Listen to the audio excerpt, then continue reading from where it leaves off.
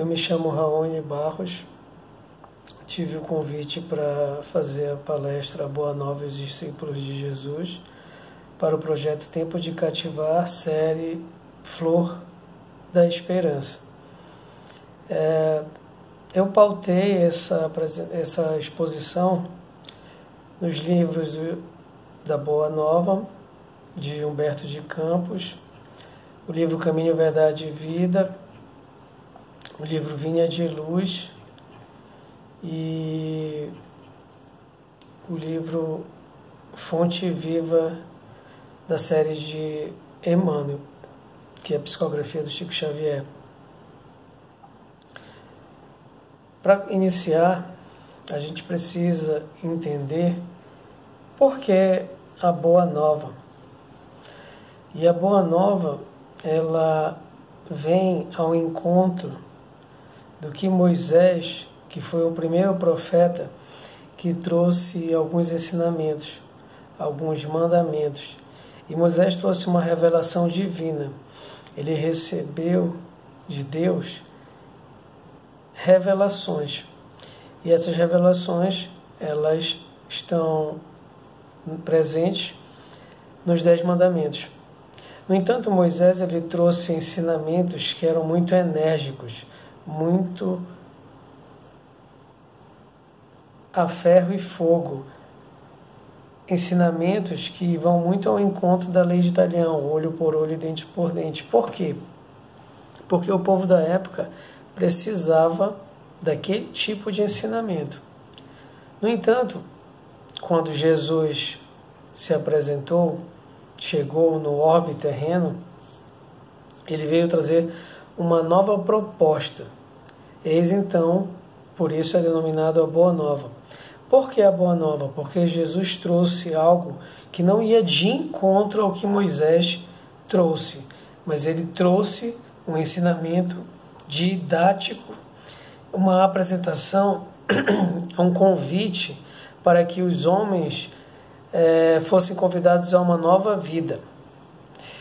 E Jesus trouxe um ensinamento mais amoroso, mais carinhoso, mais palpável aos corações daqueles que sofriam. Então, eu tenho Moisés como o primeiro profeta. Jesus, então, trouxe a Boa Nova, uma mensagem de esperança que toca os corações para que as pessoas pudessem reprogramar a vida para um novo recomeço, para uma nova existência pautada em 2 únicos mandamentos, que são amar a Deus sobre todas as coisas e ao próximo como a si mesmo. E aí Jesus, como foi o maior pedagogo que já existiu, ele fez uma seleção. Ele fez uma seleção de pessoas, de indivíduos que iriam segui-lo e iriam disseminar a mensagem que ele trouxe, a exemplificação do que ele se propôs a trazer de ensinamento para nós.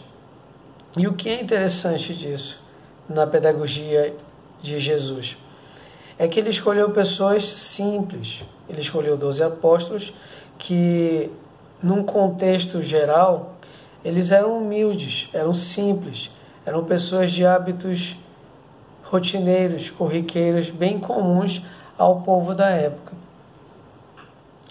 E é interessante mencionar que estes apóstolos, não diferentes de nós, hoje após um pouco mais de 2000 anos da mensagem trazida por Jesus, eles não eram diferentes de nós.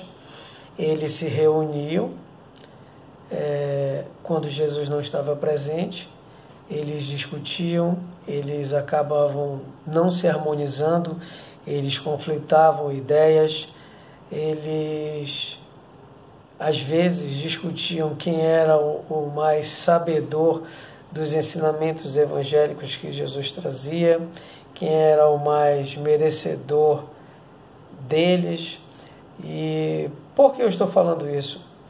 Para não distanciá-los de nós, para mostrar que a boa nova trazida por Jesus, esses discípulos, eles foram homens extremamente importantes na história da humanidade, na história do cristianismo, porque até então não existia cristãos, porque o cristão só passou a existir após a vinda do Cristo. Então, aqueles que seguiram as mensagens dos Cristos a partir de então são considerados cristãos. Então, isso é um marco e eles têm uma importância muito grande. Mas eles eram pessoas assim como nós, pessoas simples, pessoas que sofriam das mesmas dificuldades que nós sofremos hoje. E eu vou fazer algumas colocações para que isso seja visto de uma forma de aproximação, não menosprezando os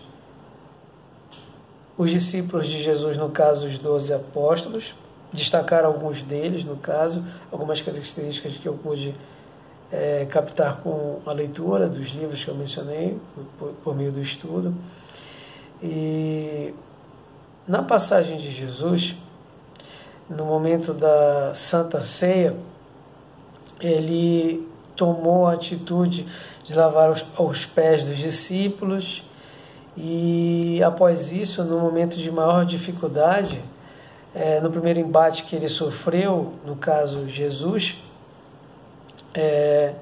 quando ele se deparou no momento de que ele mais precisou, encarnado, da presença dos discípulos próximos a ele, eu estou falando no sentido de sentimento terra a terra, ainda aprendizes. Jesus não precisava, Jesus sabia que ia passar por isso estava num contexto muito maior, mas imaginem vocês acolhendo 12 pessoas no seu seio, amando, ensinando, orientando, e no momento que você mais precisa, você olha para o lado e eles não estão lá, eles te abandonam.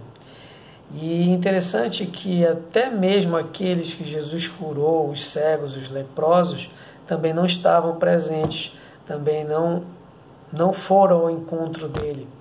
Por que isso aconteceu? Muito provavelmente pela ignorância, pela infantilidade moral que eles nutriam na época. E se nós pararmos e pensarmos, nós também somos assim. Nós ainda somos crianças, moralmente falando, temos muitas dificuldades de seguir o exemplo do Mestre Nazareno. E nesse particular, eu poderia exemplificar 3 discípulos, pegar como exemplo 3 discípulos que realmente me destacaram bastante na passagem de Jesus. Um deles foi Judas, que entregou Jesus com um beijo. E o engraçado, há uma particularidade que Judas tinha, porque todos os apóstolos tinham características ímpares, daí a escolha de Jesus, para que nós olhemos para eles e nós nos identifiquemos com eles, para que nós possamos ver que Jesus também está presente nas nossas dificuldades, assim como ele esteve nas deles, e que nós possamos sair desse momento de estágio ainda infantil, moralmente falando, para o estágio mais maduro. E foi o que aconteceu com Judas. Na sua infantilidade, ele entregou Jesus porque ele achava que Jesus seria o Messias do holocausto, de fazer transformações por meio da força. E diferente de Moisés, Jesus trouxe o caminho do amor, combater o mal por meio do amor.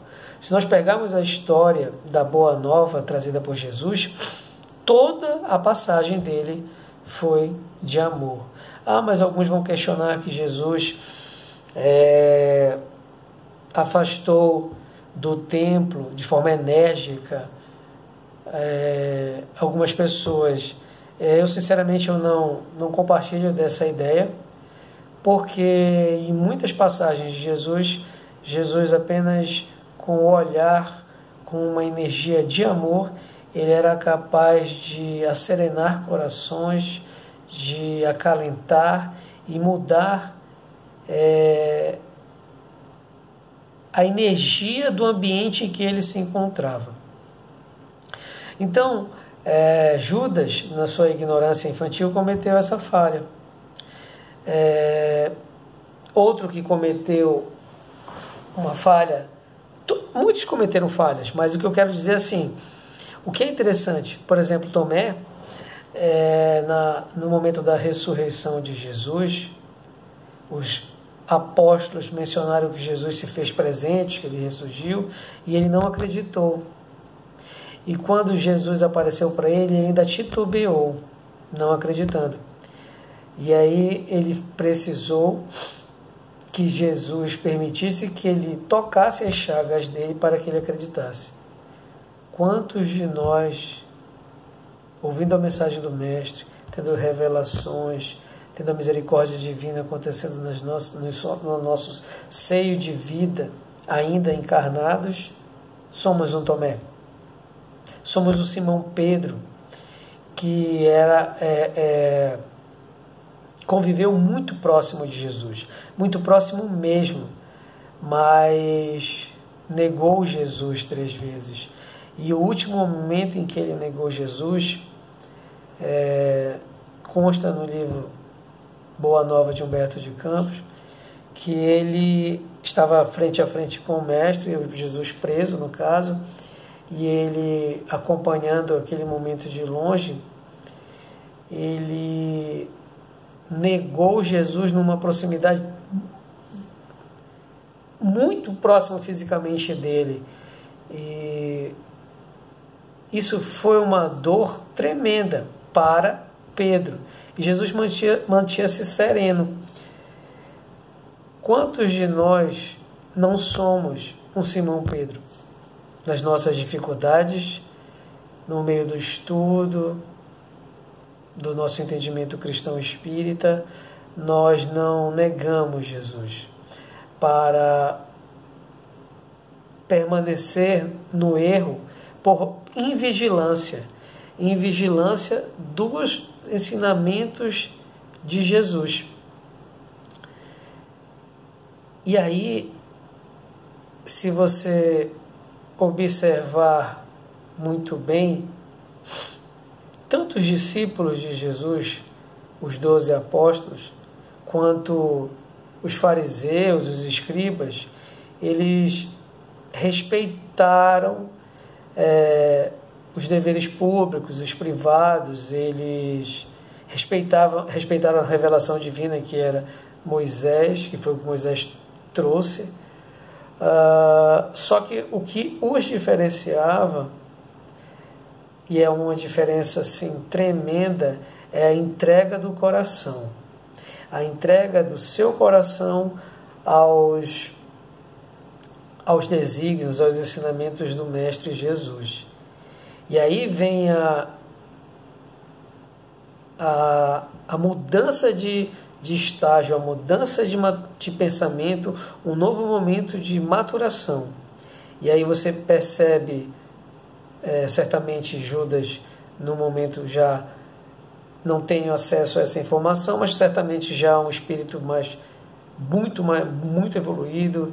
Você vê Pedro se tornar a pedra do cristianismo, o alicerce, e esses indivíduos que outrora, por invigilância, erraram, no processo da mesma encarnação, foram capazes de, como Chico sempre menciona, Chico Xavier, todos nós somos capazes de fazer um novo começo. E aí eu mencionei essas características que não são características felizes dos apóstolos, para que nós, espíritas, cristãos de hoje, possamos nos identificar as nossas imperfeições com aqueles indivíduos que foram escolhidos minuciosamente por Jesus, para que nós consigamos perceber que nós também somos indivíduos no processo de amadurecimento e quem sabe nós não éramos Tomé, Pedro, aqueles que dormiram enquanto Jesus era crucificado. E como cristãos, qual é o nosso papel diante da Boa Nova e os discípulos de Jesus? É compreender que não é fácil seguir o Mestre Nazareno. Não é fácil você absorver uma gama de informações que mudam completamente uma jornada terrena no que tange aos prazeres da matéria, aos bens materiais. E que se você, como diz Emmanuel, se você tem contato com a mensagem do Mestre Nazareno, não mais serás como antes e passarás a ser um divulgador da mensagem do Cristo. És um trabalhador de Jesus. Então, nós, hoje, que estamos aqui, eu, você, somos um trabalhador de Jesus. Somos um dos discípulos de Jesus e podemos ser como Paulo de Tarso, que um dia foi Saulo, o maior perseguidor dos cristãos, e ao se deparar com a figura do Mestre na estrada, ele reconheceu a figura do Mestre como Filho de Deus e passou a segui-lo. Ele se manifestou um discípulo de Jesus, assim como Maria de Madalena ou Maria de Magdala, que foi uma mulher que teve uma conduta repreensível pelo povo da época. Muitos que queriam apedrejá-la, mas, segundo também consta no livro Boa Nova e em outras literaturas, em outros livros, foi o Espírito que, durante a passagem de Jesus neste orbe, foi o Espírito que mais teve evolução moral. O que eu quero dizer com isso? Quem de nós não foi um Paulo? Quem de nós não foi uma Madalena? E esse Espírito Madalena que tanto sofreu tinha sede de amor, assim como nós também temos sede de dias melhores, de sermos assistidos, principalmente nesse momento em que nós vivemos numa pandemia, onde nós nos tornamos muitas das vezes inseguros. Essa mulher, numa sociedade machista que até hoje ainda é machista, ela foi a mulher que recebeu a revelação de Jesus no caso da ressurreição dele. Não foi acreditada por ser mulher, por ter uma vida questionável do passado, inclusive pelos seus irmãos cristãos, alguns deles, como Simão Pedro, não acreditaram nela, mas ela foi a mulher que teve o maior sacrifício em vida. Ela conseguiu sair do lodo em que ela se encontrava e tornar-se a lótus ao acolher no seu seio de amor leprosos. E nós somos assim. Nós somos a Maria de Madalena, nós somos o Pedro, nós somos o Paulo de Tarso. Assim como muitos discípulos de Jesus, nós somos esses indivíduos imaturos moralmente. Mas que a gente precisa entender que essa boa nova que Jesus trouxe, essa mensagem de amor, de reforma íntima, ela também chegou para nós. E Jesus aguarda por nós, Jesus espera por nós. Então que nós saibamos que nós somos sim trabalhadores de Jesus, como Emmanuel fala. Por quê? porque nós já ouvimos a mensagem do Mestre, nós já compreendemos a mensagem do Mestre, então nós precisamos trabalhar em nós essa mensagem e nos tornarmos indivíduos melhores. E fazer o que Jesus sempre fez, exemplificar essa melhora, essa conduta, não se preocupando com olhares de outros, porque a mudança ela é particular e ela é observada por Deus, Jesus, os Espíritos amigos, mas ela, ao ser exemplificada, ela é capaz de cobrir a multidão de erros que nos cercam, não somente os nossos, porque nós somos sim exemplos para outros. Assim como Jesus foi, nós somos exemplos para os nossos filhos, nossos cônjuges, nossos colegas de trabalho. Então abracemos de forma tranquila, mas com bastante responsabilidade, a mensagem de Jesus, de amor, de esperança, de dias melhores. E que sim, os discípulos de Jesus serão reconhecidos por muito amar, que nós possamos despertar todo esse amor que existe em nós e sermos verdadeiros discípulos de Jesus. Era isso que eu queria compartilhar para vocês. Um abraço e fiquem com Deus.